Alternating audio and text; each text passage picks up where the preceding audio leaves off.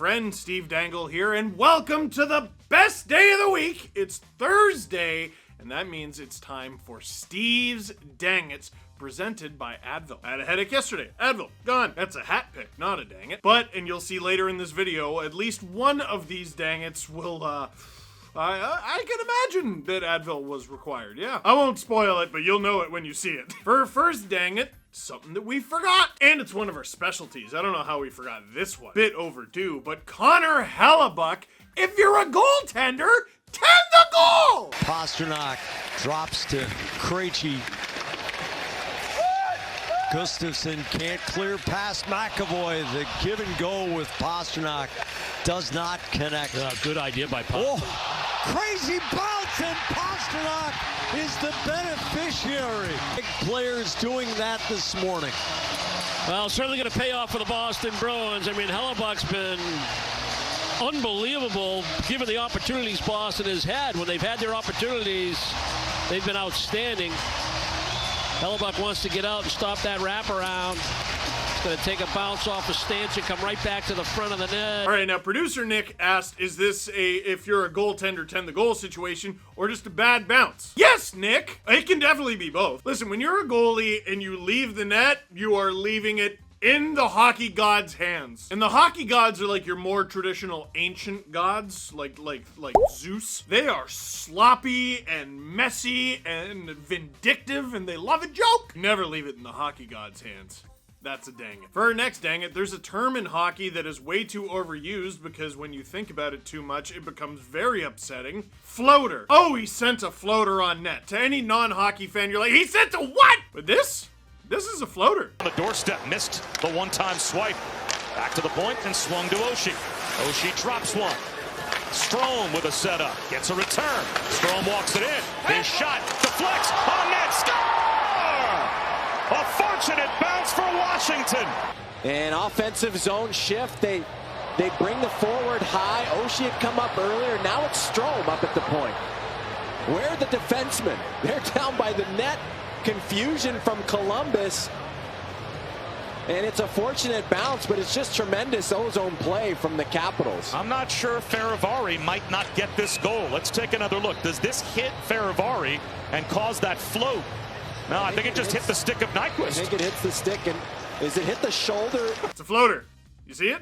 It floated. Go ahead and text right now one of your non-hockey fan friends. Be like, do you know what a floater is in hockey terms? Maybe don't even say in hockey terms. Just say, do you know what a floater is, and see what they say. Anyhow, that's dang it. For our next dang it, heading into the season, many predicted that Cale Makar would be in the Hart race, and here he is scoring a goal.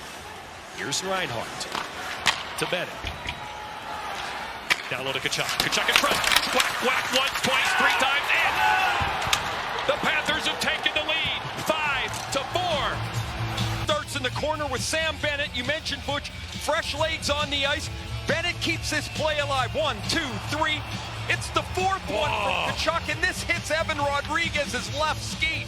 Much like Rantanen's goal bounced off of Bobrovsky and went into the net. Tkachuk's fourth attempt. 1, 2, 3. And it's Makar that shoots it off of Rodriguez's foot. Oh, I neglected to mention that it was against his own team! Yeah. Now, to be fair to the Colorado Avalanche, who have been up and down, mostly down, their roster has resembled Will Smith at the end of Fresh Prince of Bel-Air. There were nights where it basically looked like Cale Makar standing in an empty room. Everyone was injured. But instead of some IR bad luck on this one, it's just some regular old dang it bad luck. That's a dang it. Speaking of which, here are the Colorado Avalanche up 2-0 on the Vancouver Canucks, but a ref gets in the way. When they had 8 against Arizona, I believe. Whoa, that hit the referee. They should stop play here. He's going to stay in the game, though, as the Canucks set it up. Kuzmenko on the backhand scores! Do you think the Avalanche will like it? Because that one would have gone all the way out. And so the referee does the Canuck a favor, not unintentionally, obviously. And it gets hit high, and you can see the Avalanche get this one and just fire it. And hits the referee, and so it stays in. And what quick hands. Andrei Kuzmenko fakes a pass, forehand backhand, and just shovels it by Georgiev. Fakes a pass, forehand backhand, underneath the arm. What quick hands by Andrei Kuzmenko. And now there's another penalty. Cogliano's in the box. I don't know if something was said from the bench, maybe Jared Bednar. And it probably is something that was said to the officials following the goal. Oh, you rascally ref, how dare you? Linesman, whatever, I wasn't looking. And neither were they, that's why they were in the way. This ended up opening up the floodgates. 4 straight goals the Avalanche allowed after this. Yuck. That is dang it. Now, in the theme of refs getting hit with the puck, our next dang it also features that. And, oh, let me just make sure there's no boogers like last time. I'm gonna give you like a second to think about whether or not you want to see this, and you have the option of not seeing it. You don't have to. You should. It's better for us, but like, you don't have to. Are you ready? Okay, you'll know it when you see it. Same thing again, see? Out of gas, got to make a change, got nobody to forecheck. Oh, the linesman got hit with the puck, and the referee's going to blow the whistle. Shots going anywhere from 80 to 100. Pete Van Zandt attending the young linesman, Killian McNamara. Tough to get out of the way sometimes. Moves so fast.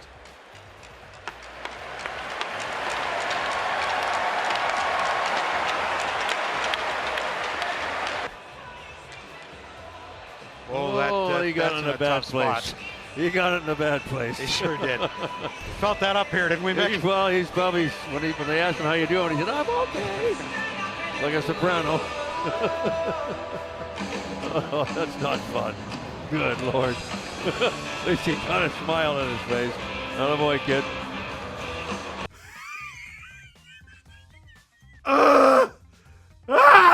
My dog just looked at me. Ooh! No! No! No! Steve's Dang It's every Thursday, presented by Advil. Yeah, buddy.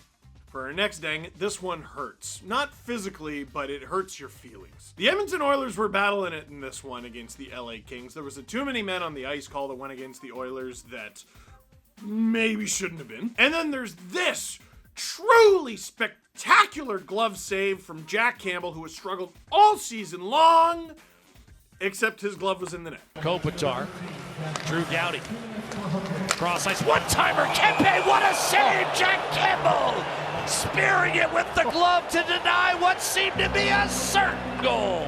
And that's all Adrian Kempe could do is smile. He gets a tap from Velarde. When you see a goaltender make a save like that, what are you going to do? That's incredible. Real hard pass across by Fiala, and that's the key. That gives Kempe a little bit of time as far as when he takes this shot. It's harder for Campbell to get across, but boy, does he ever. They might look at this to be sure the glove didn't cross the line. The leather doesn't get powered across the line. Well, here's the look right here, and boy, I'll tell you. Oh boy. Now you're going to have to zoom in and see where that is in the webbing. The call. After video review has determined the puck completely crossed the goal line, we have a good goal. They felt it did. 4-1 LA, all 4 goals on the power play. Penalties on this team, they seem to be feeling it, but here's the look. They felt was conclusive enough to say that puck was all the way over the line. I don't know where the puck is in the glove there. Well, but that's what I'm saying. To me, it just looks blurry.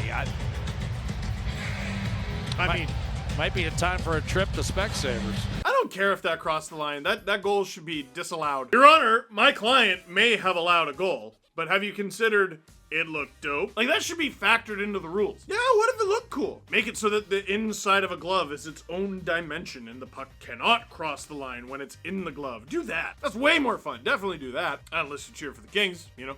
Anyway, that's a dang it. For our next dang it, producer Nick left a little note. I feel bad for Kähkönen here, and I would like to edit that by saying I don't. That sounds it, but they're not creating much. You got to get some shots on net, try to get some traffic there. San Jose's doing a good job keeping everything to the outside. You got to try to get in the middle. Look at this bounce. A Karam score just to tie it. Wicked Karam and a break for Anaheim. It's 3-3. This ends up just going around. It's a dump in. As you can see, it ends up going off one of the stanchions. Kähkönen thinks he's going to get it. And that's just a bad bounce there. Mason McTavish is in the right spot, takes him a couple whacks. And even has a laugh about it. Oh. I would feel bad if you would listen to me! If you're a goaltender, tend the goal! But have you considered staying in the net? Stop it! I feel a little bad. Stop it! I do feel a little, stop it! That's a dang it. For our next dang it, boy, the Philadelphia Flyers have struggled to rack up the points this season. So here's Ivan Provorov getting a primary assist. The draw to the left of Carter, and the Flyers win it. Here's Provorov, who played it right to Johansson for the shot. He scores! I can only imagine Provorov thought it was a Flyer, but he played it right to Johansson, and just as you said, Bush, this is a 2-goal game. Perhaps he sees something that was there, but if it's going across the ice, it's got to be hard. But now this is the part where if you're on the Flyer bench, you got to settle things down. Mistakes are going to happen throughout the course of a game. Now you got to kind of scrap it. See, that one makes me feel bad. It's funny. It's funny. But the reaction of Uf Maron, like that is, I don't know what Russian for Uf Maron is, but that's it. That's a dang it, which is English for Uf Maron. For our next dang it, the New York Rangers score a goal, and the goal horn goes off, and everyone loses it, except they didn't score. Set up in front of Fleury. Fox with a little move, and hit the post and stayed out. No goal. The red light went on. The referee waved no goal. Yeah. Fox hit the post on this shot. Rangers telling number 72, 2 minutes for hooking. Imagine being that goal judge. Do you think anyone noticed that I accidentally set off the goal horn at Madison Square Garden? Yeah, I think they might have. Did Seinfeld do that? I feel like Seinfeld did that. That definitely feels like something George would do on his first day on the job as the new goal judge at Madison Square Garden. Jerry, I thought it went in the net! It didn't! It went off the post! The post is basically in the net. It's not even a shot on goal, George! Yeah, they'd work analytics in there for sure. Have you heard about this XG? That's terrible. It's 2023 and I'm doing Seinfeld. That's terrible. Sorry. I'm sorry. That's a dang it. Sorry. Anyway, moving on. Another dang it from that game. Igor Shesterkin has this one until he doesn't. Keep in by Lindgren. That's blocked in front by Brodin and brought out by Sam Steele. Good pass through. Zuccarello moves in. Off to Clyde, and it goes in. Shesterkin got a piece, but not enough. Matt Zuccarello. You'll see it. Eventually, just a long pass, and Zuccarello, this is one where the goalie's got to have that one. Hard rising shot. He gets a piece of it, but not all of it. Those last two plays from this game alone are proof that there is no such thing in hockey as almost. That's a dang it. And last but not least, I absolutely have to show this. I can't believe this exists. Listen, growing up, I idolized Felix the Cat Potvin, and when I played road hockey and in the driveway and everything, I wanted to be Felix the Cat Potvin. I was Felix the Cat of my street. I was the weird kid who wanted to play goalie, and my dad's a drummer. Drummers and goalies give off the same energy. It makes a lot of sense. And Felix the Cat had the coolest equipment in the entire league, and I loved goalie masks, and I would always sketch goalie masks in class when I should have been learning. So imagine my surprise and thrill when this came across my timeline. Check it out! If you're a goaltender, do what the backplate says. There's an actual 10 the goal goalie mask backplate. This is a dream come true. This is an actual dream come true. That's my face. Look at that. This mask was made by a gentleman named Trevor, or Review YCA is their Twitter handle, and I honestly can't believe it. His website is goaliemaskpainting.com, and that is where you can find a design featuring my face! Ah! He included everything. He gave me a mole. The wedding ring is there. He's done masks for other teams. He's done ones for CFL teams. It's unreal. GoalieMaskPainting.com. So that is it for this edition of Steve's Dang It's, presented by Advil. Thank you very much for watching. Click like if you like this video. Click subscribe if you really liked it. Tell all your friends. Tend the goal and put it on a mask.